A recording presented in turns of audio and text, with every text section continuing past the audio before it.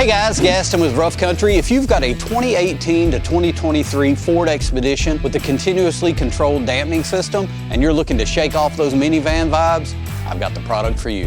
And that product is our 2-inch lift kit. Now this is a simple spacer kit that does not require you to disassemble your struts at all. The kit's gonna include a 2-inch front spacer for the front strut, as well as a series of spacers that's gonna give you 1 inch of lift in the rear to make sure your Expedition's sitting nice and level. As always, we're gonna include all the necessary hardware to mount the product, and we include the brackets for the CCD arms to make sure that system works 100%. Here I've got one of our spacers mounted to the factory strut. To show you what that looks like, you'll simply remove the strut, add the spacer, and reinstall. And once you're done, your Expedition's gonna have a more aggressive stance and the ability to run a slightly larger tire, which is always great. So if you're ready to raise the height of your Expedition and a few eyebrows, check out our 2-inch lift kit for the Expedition, available today at roughcountry.com.